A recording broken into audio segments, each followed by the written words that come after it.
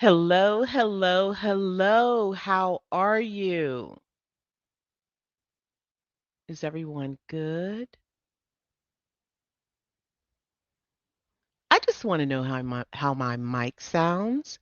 So I'm looking for someone to tell me if oh, all right. They said my mic sounds nice, and that means I can keep going. Hello, hello, hello to my team. Mr. Sandeep, he's back here with me. I don't know if he fixed my screen or not. If you did, thank you. I'm not sure if Miss Haley is here yet, but she will be. Miss Mills is here. Hello, hello, hello. Hello, Star Wars girl.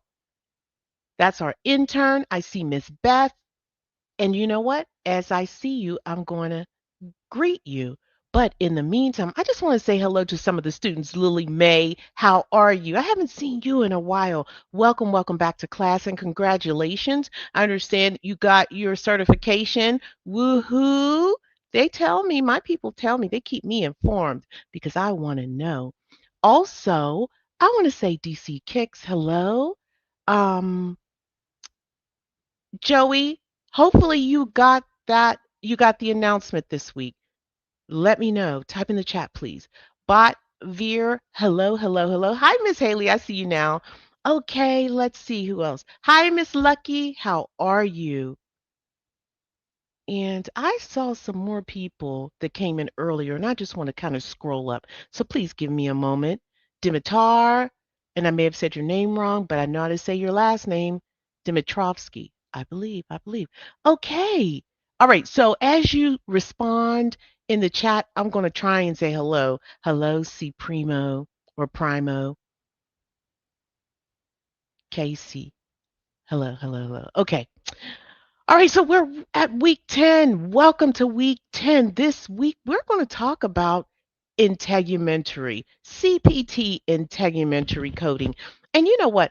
Our goal and purpose is not to instruct. We just kind of want to, you know, hold you accountable. We want to be more accessible. We want to review what you should already know. We want to give you tips on how to navigate your course. And of course, we want to point out key CPT guidelines. So the announcements are pretty much the same this week as last week, so I'm not going to read them. And if you are new, this is your first time here, and you want to know, hey, how do I get started? Go to the website, www.amcicoding.com, and click on YouTube course, and your instructions are there. And if you have more questions, just click the button to contact us. You can click the contact button from here as well. So it's right up here, contact. There you go. And this is what it looks like if you go to the website. You just read what the class is about, fill out the enrollment form, and complete the syllabus. Okay, so how to RSVP for classes from your syllabus? Just go to the section where it says RSVP. This has changed a little bit, but it looks like this. And you just kind of click the link, and there you go. You click it, and it lands you here. All right, and then you just definitely like it up. Miss Star Wars Girl says it every time. Please click the like up this lecture. So if you're on your computer, you have access, just go ahead and do that if you can. All right, so if you click over on the left side, notify me, this is your RSVP. So you will get a reminder, I think an hour before class too. Also, to get notifications, anytime we upload something, click this notification button. All right. Textbooks. Textbooks for today's class. We're pretty much going to need CPT, your CPT manual and MCG manual for today's class. And Discord, if you want to join Discord, the instructions are on your syllabus. And just very briefly, Discord is where you can get additional resources. You also have access to the instructors. They come in for an hour or so a day, each of them do, and you should be able to ask questions or get questions answered. And I believe that is that just gold? Someone tell me in the chat. Hi, health messages. How are you? All right. So, again, that's the website, www.amci coding YouTube course. And I meant to take this off, so excuse that. I didn't want to talk about, people that want additional products from AMCI, you can go to our website. But what I want to talk about, I want to get started. I want to talk about week 10. So you should have already completed week 10 assignments or as much as you can. If you didn't get it done, still come. Still come. Absolutely. All right. So these were the assignments. I don't need to read it because we read it last week, right? But I do want to draw your attention to the playbacks. They're in green bold. These are playbacks. Now, let me tell you, do not follow the course from your playback link. Always come back to the syllabus. And I'm going to show you at the end why you should. Well, you should because your assignments are here. They're not on the playback sheet. These are your videos. So if you just only want to watch videos, then that's what you do. So when you click on the playback and you want to see the videos, here they are, and they should be in the order that it's supposed to be. So it looks like this. And then this green and purple, this is the playback to this class. So when we say playbacks, there are playbacks that are pertinent that you should watch before you look at the playback for this class. Because this class is kind of an advanced study. Yeah, there's a presumption that you already know some things, right? Yeah. So this is what you should know for week 10. You should already be familiar with general CPT coding guidelines. Those are those green paged guidelines. Type in the chat if after I read all this, or you can read it too, if this is you, if you are familiar with your green guidelines. And also you should know that you apply these general coding guidelines unless a specific guideline or parenthetical guideline supersedes that general coding guideline. Also, you should be familiar with specific integumentary system guidelines, CPT. And you should be familiar with the layout of the CPT section, integumentary CPT section. You should. Good. Somebody say, hey, I am familiar. Thank you. Thank you for letting me know. Somebody say, hey, I'm preparing for the CPC exam. So hopefully you are familiar. And if not, now you know. All right. So somebody's telling me their name, and I am not going to remember that name. I tell you, I might remember it today, but next week, you might have to tell me every week. So I do apologize. Hi, Brenda. How are you? Okay. Somebody said they struggle with Integ. You know what? I think you're going to have some aha moments today. Hi, Valerie.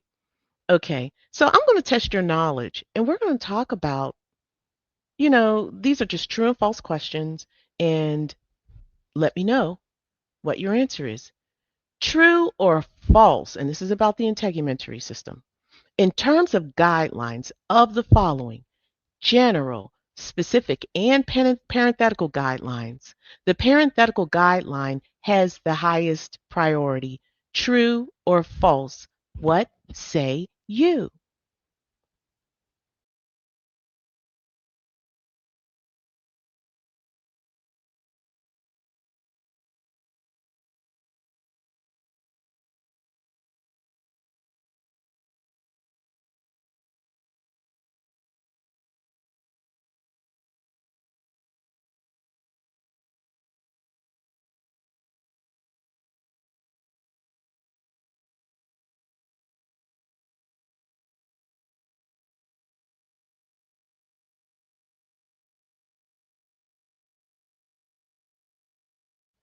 Okay, I tend to give you more time with the first few, but still allowing people to get into.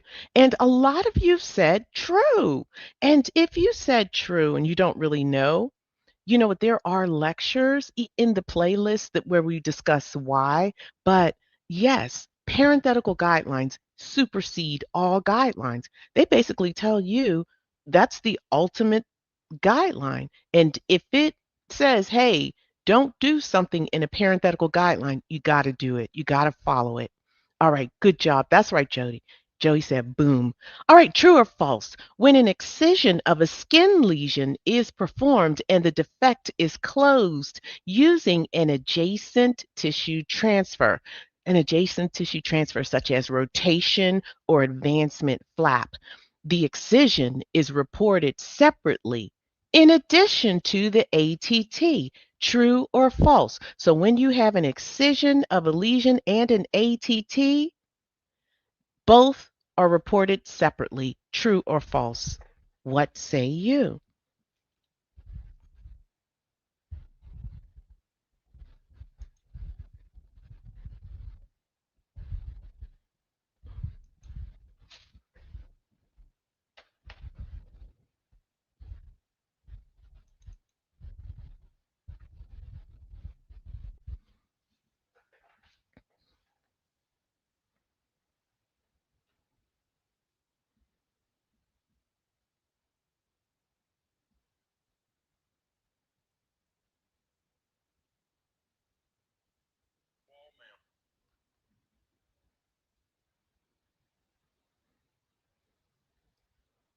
Okay.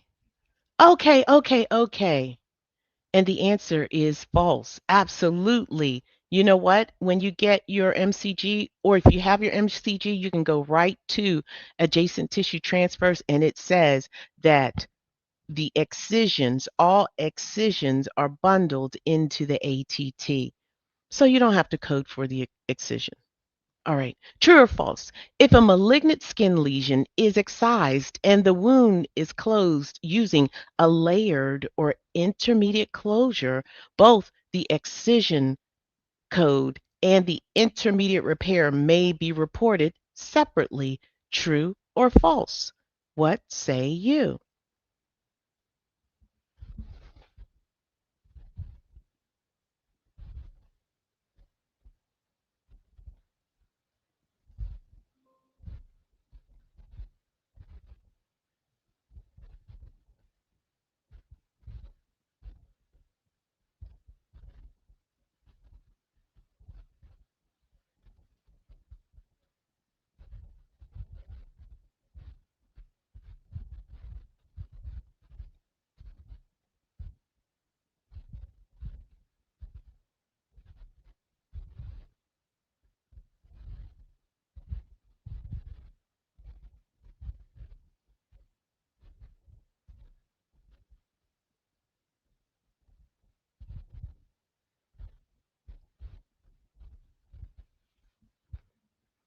Okay. I have to find. Yeah, someone said they didn't memorize them. It's okay. You don't have to memorize them. You just need to know that there is a guideline and then you can go look for it. Yeah, so feel free. All right, so the answer is true. Yes, you can code a lesion, the removal or excision of that lesion, as well as an intermediate closure. All right, coders, go ahead and type in the chat which type of closure is bundled. Go ahead. And while you do that, I got another question for you. This is true or false. The following CPT procedures are all considered repairs: simple repair, intermediate repair, complex repair, adjacent tissue transfer, autograft skin replacement surgery. That's right. That's right. So my last question was, what's bundled? What is bundled into the excision? Simple closures, simple repairs. Outstanding. All right. So true or false? The following CPT procedures are considered repairs. All of them. True or false? And then think about it. What is a repair? And then you might say, well, I don't know. Okay. What is the objective of a repair? Do all of these have the same objective? True or false? They have the same goal?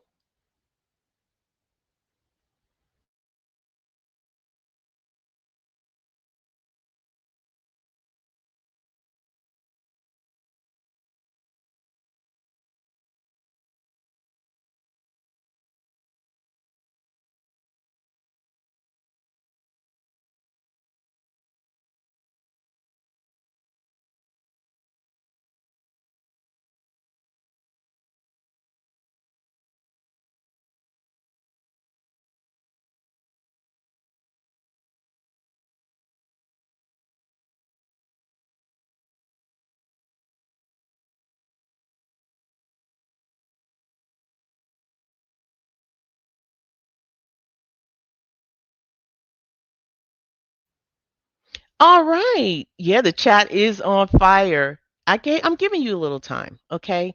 The answer is true. Coders, for those of you that got it correct, outstanding. For those of you who didn't, we're going to learn something today, right? Yeah, this is how I processed it and it finally stuck. All of these have the same objective. The objective is to repair the skin. So a simple repair or closure, that's the objective. So too is the intermediate and complex and an ATT. This is just basically a technique where they use the tissue that's next to the wound and they probably pull it over or whatever they do, but the objective is to repair a wound. And an autograft, that's to repair. Often they use those for burns or some kind of deep tissue um, um, defect. And skin replacement. Yeah, you're going to be replacing skin. So all of these are repairs. Yeah, autographs too. Absolutely. And I'm going to show you how you know. I am in a moment. All right, so this is just basically if you have the MCG, I'm just encouraging you to go ahead and use it to quickly look up those guidelines. Your table of contents, just everything is found in the table of contents. The integumentary is right here. You just click there and you'll see your FTRs and it just tells you, this is, what's included, etc. All right, so I'm not there to not. It's not my goal to kind of review the MCG. My goal is really to stay focused on these guidelines from the perspective of a few topics. A few topics. All right, so I do like to give you all some gems. And someone said earlier, "Hey, I can't. I didn't. I haven't remembered everything." And again, you do not. You don't. So, but you do have to have a general idea about some things. When coding integumentary, you got to have a general idea about general surgical guidelines. Those general surgical guidelines apply to all surgeries within the surgery section, right? So, essentially, you should know what a surgical package is and what it includes. You should also know what a separate procedure is and how to apply it. Go ahead, type in the chat if you know both. If you know one, just put one. If you know what both of these are, say both. I just want to know what you know. And again, there's no judgment. And why do you need to know these? Know them, have a general idea, because it'll give you a time advantage when you take your exam. All right. Now, here are the general guidelines, and we review them in the playback, so I'm not going to do it. But I did say make sure that you know what a separate procedure is. That's here, as well as a surgical package. Just have an idea of what it is. Because when you start talking about um, things that are bundled and things like that, you need to know that. Separate procedures, people often kind of struggle, even though it's simple to understand once you get it, but getting there, sometimes people don't really understand the concept. So go ahead, watch playbacks. We've tried to simplify it very nicely, and I think we've done it. So if you watch it, you'll get it. All right, so let's go ahead and review. And earlier I said I was talking about repairs and the way you will know what a repair is. You know what? I changed this to something else. So obviously the change is not happening here. So do forgive me. Um, so how you know that it is a repair, look under the repair section. Look at all the procedures under repair. So if you don't know, just kind of look here. These flaps are repair, pressure ulcer repair, decubitus ulcer, burn treatment. These are all repairs. And hopefully that'll help you process. So, yeah, this is someone said, hey, do you have a syllabus? Absolutely. Go to the website and get the syllabus. And all of these students are actually working from the syllabus too. I'm just here to kind of hold you accountable, and this is indeed a self-study course. So that is a fantastic question. All right. So this is your table of contents for Integumentary. One other thing that I want to point out, asterisks are key.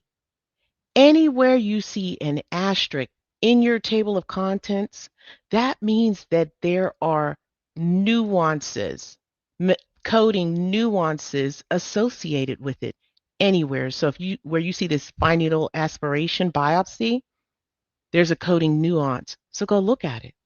Also, if you go down, debridement has a nuance.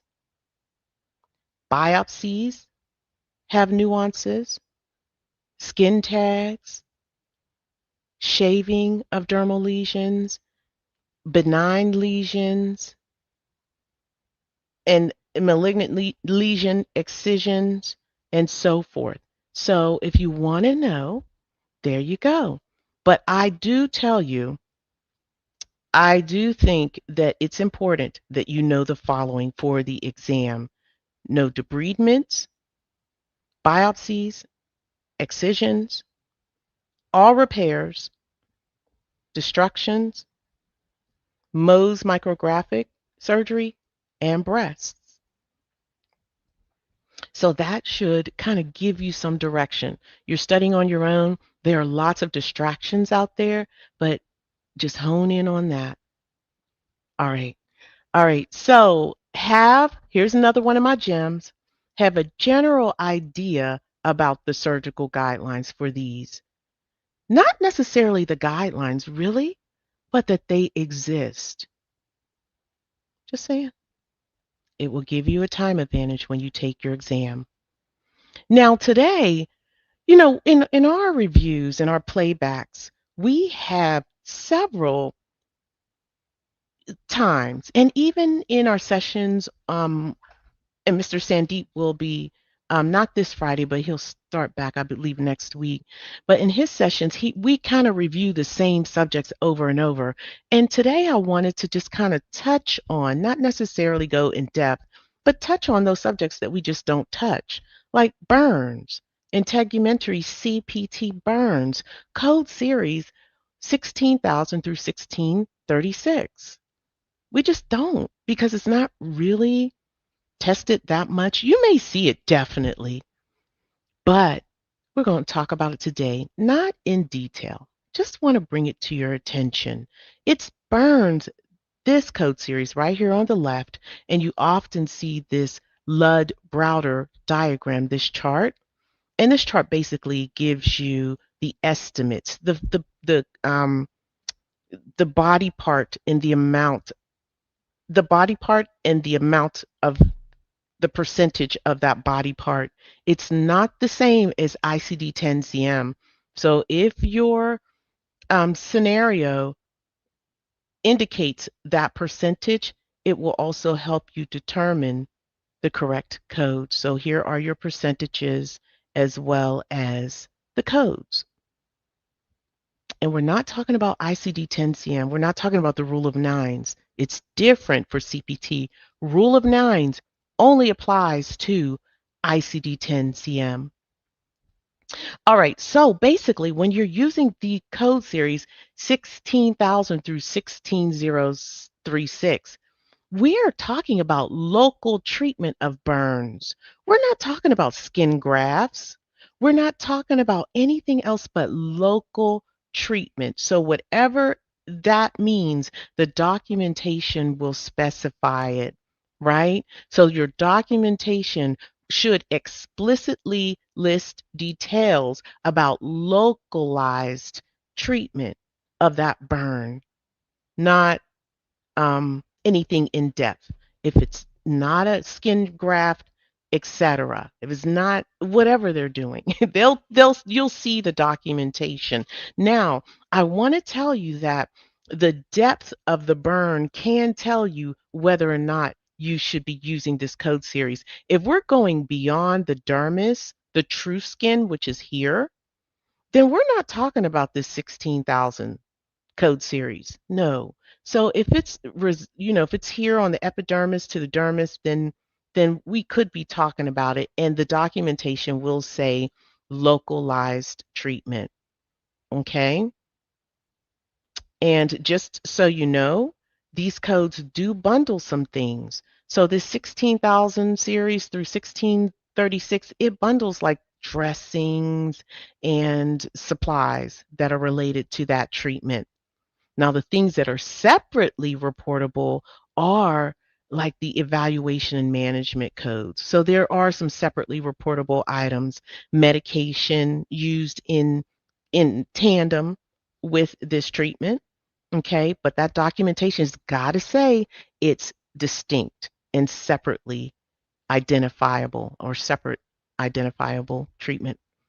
And if that's the case, then you can probably use modifier 25. All right, so this is not necessarily a scenario. We're going to walk together. So here's a case file. This patient presents to the ED with second-degree burns to the anterior chest and abdomen caused by a kitchen grease fire. The physician performs local burn treatment, including of the debridement, cleansing, debridement of loose tissue, and application of sterile dressings to approximately 12% of the body surface area. The Lund-Browder chart is used to calculate the body surface area. So basically, this case was generated by AI. So instead of them saying, "What is your inventory?" they say extracted data points. Okay. So they extracted the following data points. The diagnosis was second-degree burn. Procedure is local treatment. Metric 12% body surface, and the tool was the Lund-Browder chart. So they went all in. Also, too, if it's third-degree burn, it's probably beyond the dermis. So anytime you see that, you might want to look again. You might not be using this code series. But the applicable guideline, and these actually come from the MCG manual, burn repair codes are dictated strictly by burn depth and the percentage of body surface area treated. Okay, and so this is how they rule out. This is the matrix that AI used to rule it out. So essentially, it's 12% body surface area, and you use 16025 to code, and that's it. It is straightforward. So that's probably why we never talk about it. But I did bring it to the fore because it is a repair. You're repairing a wound, right? All right. So if you have any questions, go ahead in the chat. Now I'm going to move on, and we're going to talk about destructive coding. And we do address destructive, but we give more attention to excision of lesions and other items. So let's go ahead and take a look at coding destructions. So when I say destructions, class, what type of procedures do you think about? Destruction. Let's say the documentation says we are destroying a lesion. How, what type of procedure do you think falls under destroying or destruction? I'm going to give you a moment or two to type in the chat.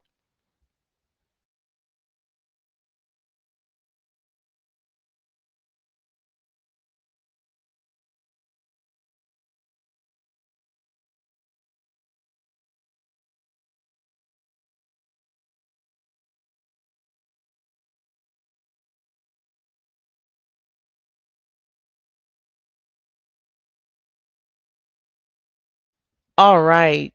Indeed, indeed. We're getting some response in the chat. Someone said laser treatment. Someone said cryo. Cryo is freezing the wound. Somebody, and this is definitely it, electrosurgery. So these aren't traditional, right? We're not cutting it. We're using some type of device to destroy the lesion.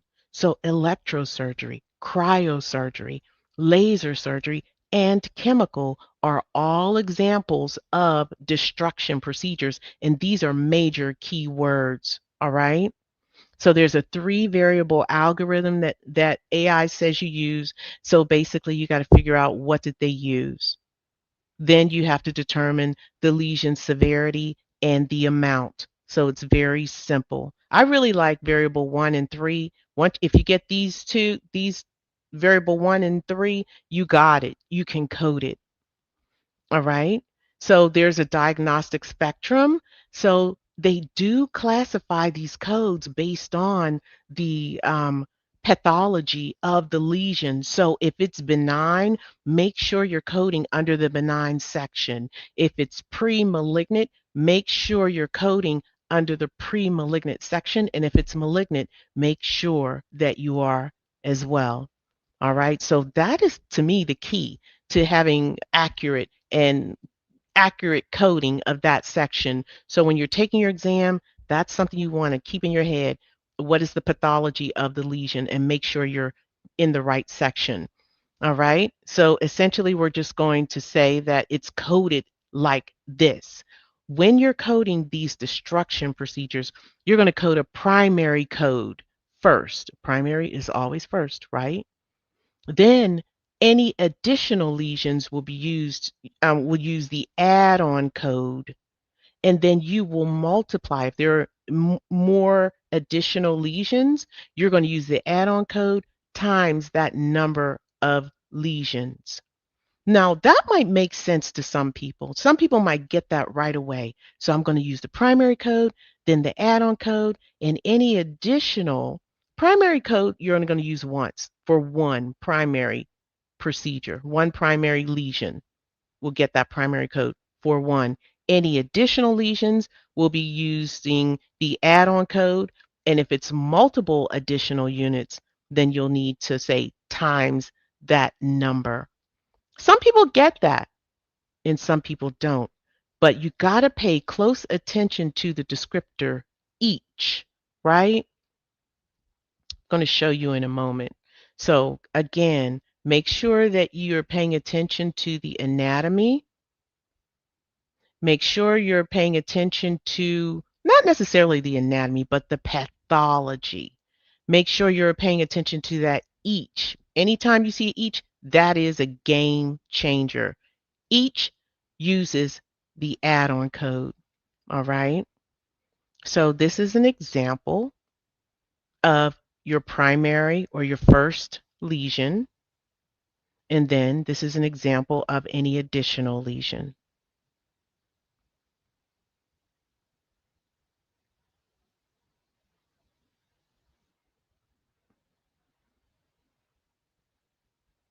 Now I'm just going to go and move forward and show you this scenario. We have a dermatologist who treats a patient with multiple actinic keratosis on the face. And just so you know, this is pre-malignant, just so you know. It's on the face and scalp. And they used liquid nitrogen cryosurgery. The physician destroys 6 pre-malignant lesions. Each lesion is individually treated during the same encounter. All right. So I said, you know what? I like your extracted data points, but let's make this make sense for us. I'm going to inventory. And how, if you're new, we inventory by using this metric. We say, go ahead and write down your diagnoses, signs and symptoms, your procedures, and treatment. So we're going to begin with multiple actinic keratosis on the face and scalp. That's your diagnoses. Then cryosurgery took place. Destroys. I always, when I see a major keyword, I know I'm going to be looking under destruction. Then 6 pre-malignant lesions, and they were individually treated. And applicable guideline, right down here, the code descriptor, each mandates coding for every individual lesion treated. So this is how it makes sense to me. I went to the code series I looked under destruction and I paid attention to how it's classified. We have destruction of benign or pre-malignant lesions. We have destruction of malignant lesions, any method. So I'm looking at our code series 17000. Yes, this is pre-malignant, so this is where we should be. My first code will use 17000, but my subsequent, any additional code will need this, or lesions will need this add-on code. This is an add-on code. Or if it is or isn't, it used to be, but it doesn't look like that there. Everybody check your book. Does your book list 17003 as an add-on code?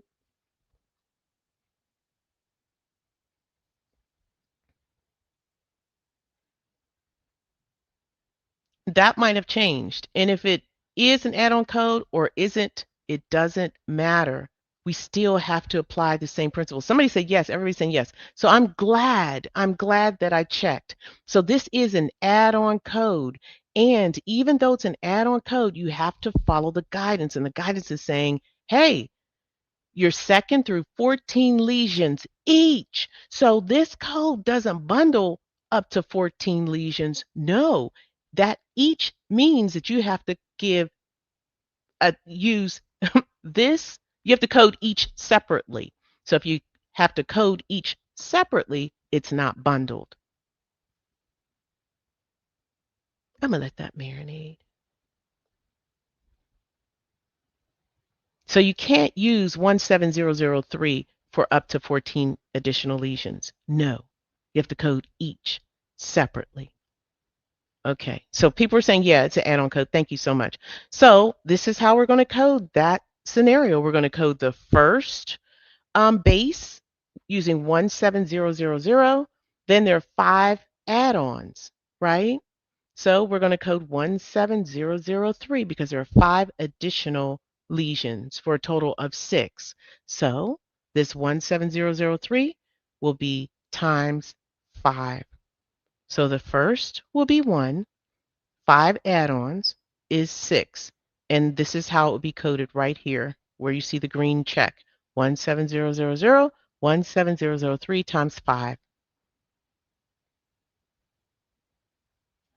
All right, talk to me in the chat. Let me know, do you understand?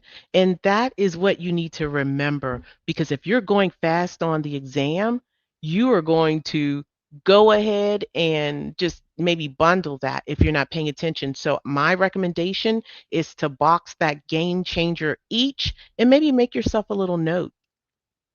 Code each lesion. They are not bundled. Good. Someone said they got it. That's what I'm talking about. That is exactly what I'm talking about.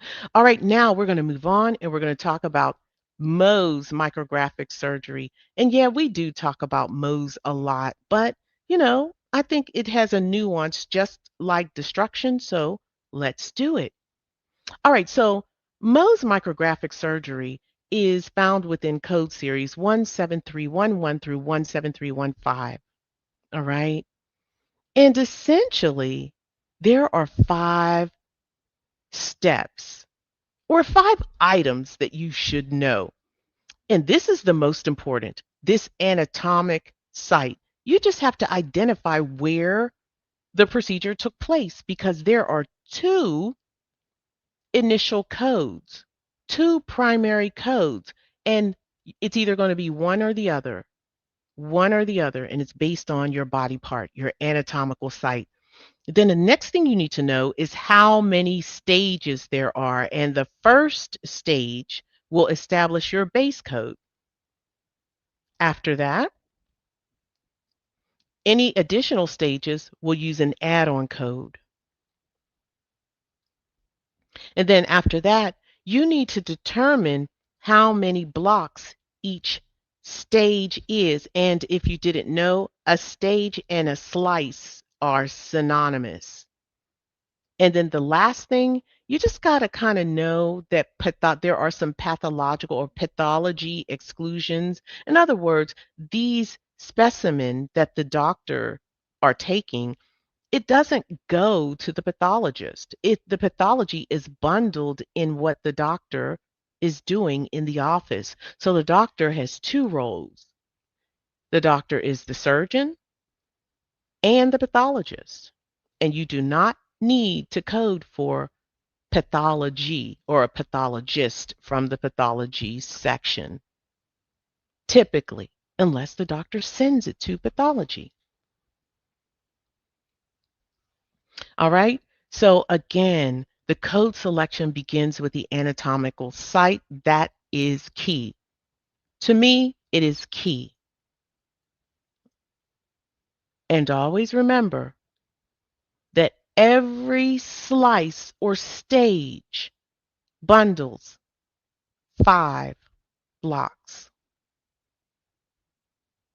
So you got to know what that initial code is. Then every stage bundles 5 blocks. So this is a look at the codes from the section, and we've got Mohs micrographic surgery and this 17311. This is the first code, and this code is coding for head, neck, hands, feet, genitalia, or any location with surgery directly involving the muscle, cartilage, bone, tendon, major nerves, or vessel. And this is your first stage. Now, this code 17313, this is your most initial stage or slice for the trunk, arms, or legs.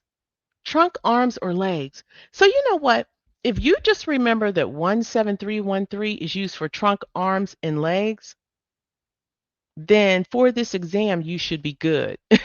Everything else is probably going to be 17311, unless the exam gets detailed and says, oh, well, this is a muscle. This is, cartilage. This is bone. I doubt that is going to be the case. I doubt it, but you should always check. All right. So if it is trunk, arms, legs, make sure it doesn't involve muscle, cartilage, bone, tendon, or major nerves. I doubt it, but it could. So once we nail that first stage, that first slice, we're almost home free because everything else will be coded using subsequent stages, right? So each additional stage, you can use the additional add-on code. There's one add-on code for each of the two stages, initial stages. So if you nail the initial, the add-on code is directly underneath it, and you're good. And you can code multiple stages using that add-on code. Now, one thing when we talk about blocks, this is how they cut up the tissue and how they evaluate it. So every block, excuse me, yes, every stage has bundles 5 blocks. Every slice bundles 5 blocks. So once you nail the anatomical site, then you determine the number of stages or slices. You need to know how many blocks there are because we're going to bundle it in that particular stage or slice. And that's it. All right, so I tried to explain that. Now, let's do a challenge.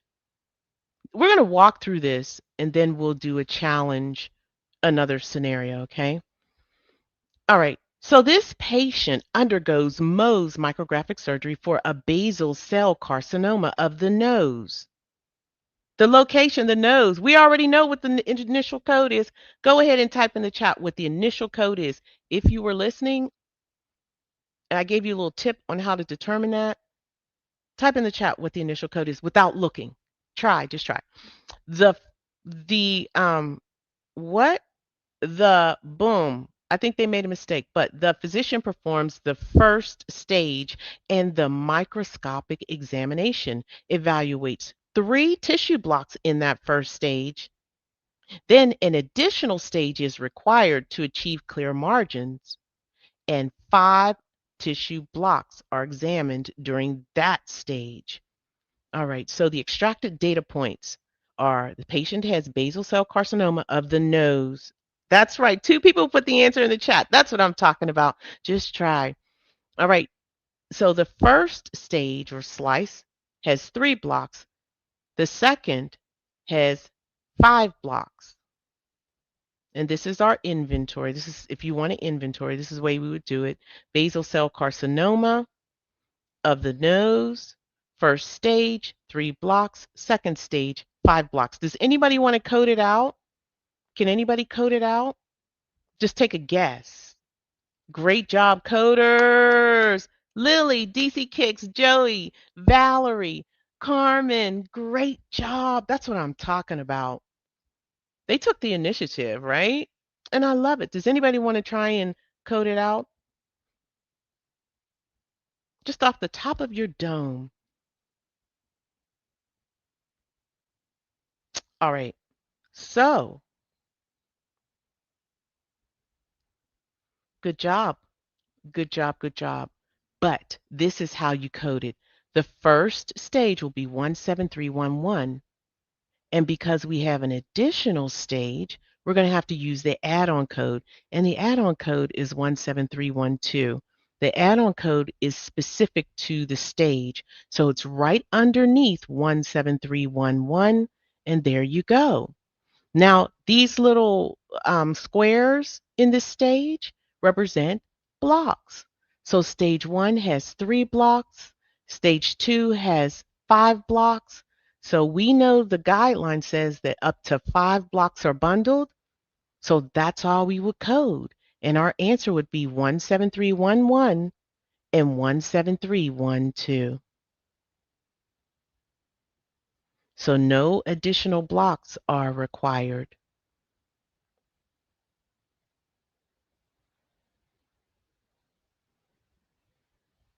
All right, so now I need to know, did you understand that? Someone said they looked. It's okay. No spamming the chat, please. We can see you. Okay. We can see you. There are more instructors here than you know. So we see you. And someone, if I can't answer you live, someone will answer you directly. And if you didn't get your question answered, always use the survey. Okay. The survey will, you know, I will read those surveys. Okay. Thank you. All right. All right. All right. Good job, everyone. Here's a scenario now. This is probably going to be one of the, no, we have a couple more.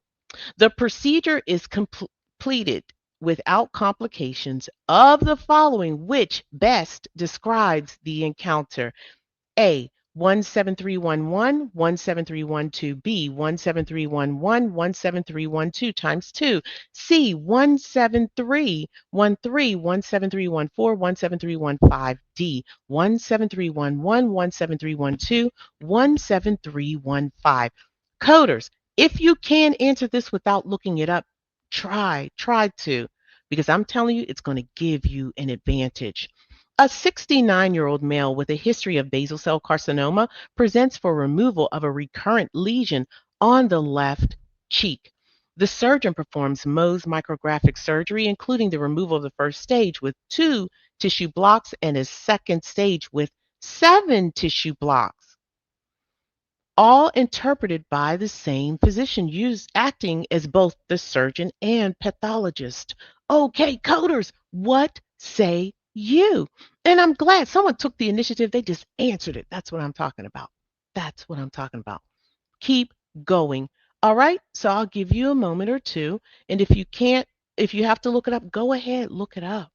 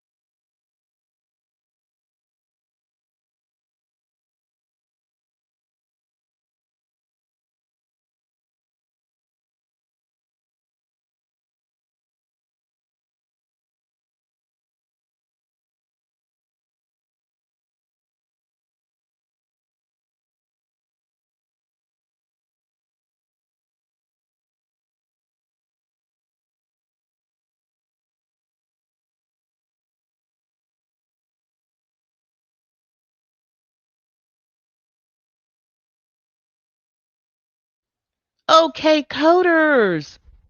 Good. I love it. A lot of people are answering, and I'm glad you took the initiative. And I'm glad a lot of you said you understood.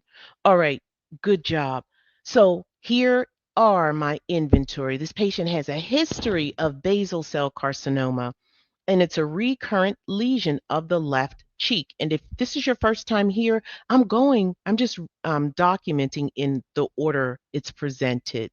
So recurrent history of the left cheek, recurrent lesion, okay?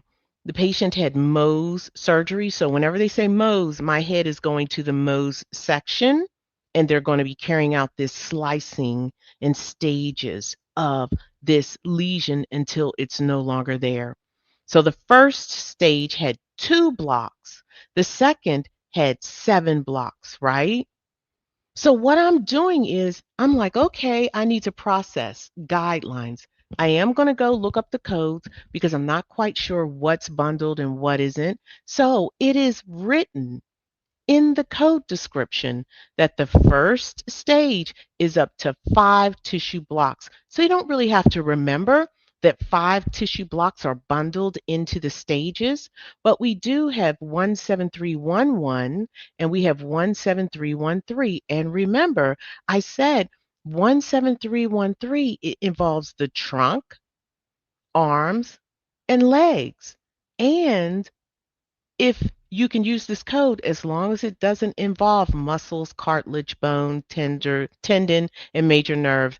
And there's no mention of that in the documentation. So this 17313 has got to go because our procedure is on the patient's left cheek. And left cheek falls under head, neck, hands. Well, under it's in the head, okay? So we're going to use code 17311 and we're going to eliminate what is unnecessary. So C, gotta go. You gotta go. And remember, only one first slice. You only use one this first slice code, you only use coded once, and all others will be coded using the add-on code. All right. So we're going to use 17311 that's found at A, B, and D. Now, let's go to our list. The first stage has 2 blocks. So if it has 2 blocks, we're going to let it go because it's bundled. The second stage has 7 blocks. So if it has 7 blocks, we're going to go ahead and bundle the 5, and there will be 2 remaining. So if there are 2 remaining blocks, we have to use the blocks code for any remaining blocks. And the only one that's coding for the blocks is 17315. These are your blocks. Okay.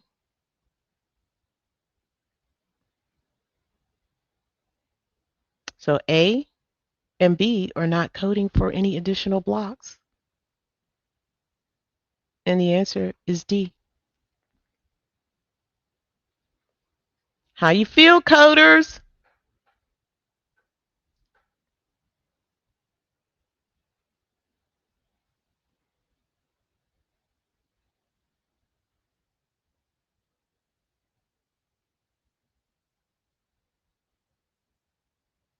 And you know what? I was going to keep going because I had more to discuss, but I think this is a good place to stop.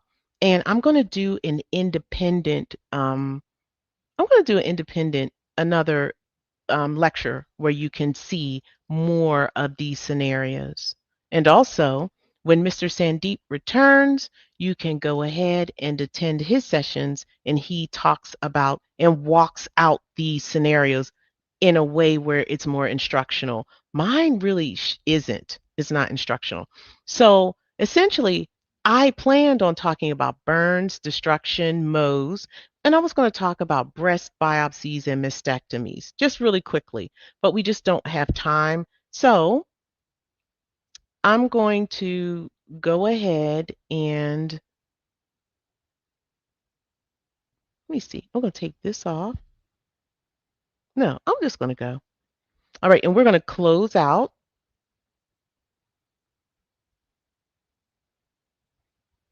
And I'm just going to just kind of just tell you about these final tips as you go through the course and you finish this section, Integumentary. Remember, you do not have to remember guidelines, just that they exist. I encourage you to go to Tuesday night group study if you can, but I don't think you all go. If you're MCDC students in here, go to the group study, but you all can go to the Friday group study with Mr. Sandeep, and he begins back next week. So definitely, he walks through these scenarios very nicely. And if you want to review ICD 10CM, go and hang out with Ms. Haley. She does a phenomenal job, and the people that attend, I can tell. They know their guidelines. All right, so here are some things that you need to remember. Use the YouTube video catalog for specific guidance. What is that, Mrs. J? I'm about to show you. Also, never use an encoder. Right now, before you get certified, never use an encoder. And ChatGPT is an encoder. An encoder is anything that looks up the code for you. Never get in that habit because ChatGPT is wrong a great percentage of the time. Don't look it up. Number one. Number two, it thwarts your independent coding proficiency. So you don't really develop that skill if you're always looking it up. And when you're taking that exam, you got to go quickly. And the only way to get the skill is to master it. So this is the time for you to master looking up codes. Never ever use blind process of elimination. People that advocate for that haven't been doing this for that long. No, they might have huge followings, but this is not the way to go. You got to look ahead, and ahead is you have to know how to abstract from documentation. If you do not, you're going to have a difficult time landing that first job because they're going to ask you to code, and it's not often multiple choice. You got to know how to do it. All right. If there's a discrepancy where your 2026 manual says something that's different than in that video, always follow your 2026 guidelines. It's going to take precedence. All right. And if you purchase Practicode, make sure you take Practicode after you've passed your medical coding exam because that medical coding exam is nothing like that Practicode and it could be a little distracting. All right. So, very quickly, if you learn something, that's priceless. And I'm proud of you. I think we had some aha moments today. We did. Now, for next class, make sure that you complete everything on your syllabus for week 11. We're going to talk about musculoskeletal system and respiratory system. If you have your LMS, if you're a gold YouTube course student, follow your LMS in order. Everything is there for you. And this is new for you all. We have the AMCI CPT procedures video catalog. And these are YouTube videos and they were AI generated, but we provided the material to AI to have them talk about certain things. And these are all guidelines. So essentially you can click on Integumentary and you can see, I made a little video. This is what it looks like. It looks like this. Now, these I gotta tell you, only 3 are open if you don't have a membership. You have to have at least you have to be a bronze member to see them all. But the majority, you have to, be a bronze member. And they break down each one.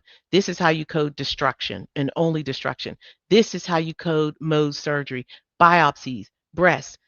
People are saying these are really good. And I agree, they are great. So you have to be at least, at minimum, a bronze to see them all. But if you don't have the membership, you can see something from every section. Okay. So we didn't leave you out there like that. All right. So final tips, This class is not for instruction, even though I do a lot of it, but augmentation. Remember, you don't have to remember the guidelines, just that they exist. Make sure you attend the Friday CPT guideline class with Mr. Sandeep. Use Quizlet to study. Don't use an encoder. Never use blind process. And there you go. It's the same thing that I just said. So, the team have put the survey in the chat. Please let me know what you thought. Did you learn something? And if you need something, at least it's going to show you what you need. And if you need more instruction, make sure you're watching the playbacks. And also, you can now look at the video catalog. It's really good. And it's still in beta mode because it's brand new. And if you see anything that you need to bring to our attention, please in advance. And thank you.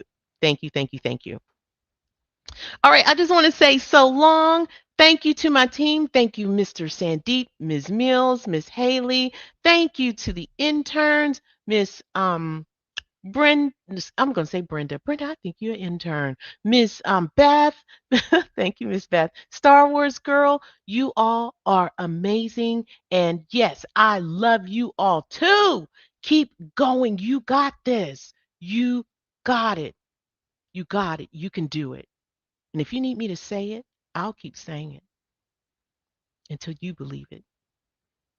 All right, Carmen, you are welcome. All right. So, on that note, so long until next week. 4,000 exam passers and free classes at AMCI. Learn to code straight from home or on the road at AMCI. We're on the East Coast, the West Coast. We're all around the world. AMCI. AMCI.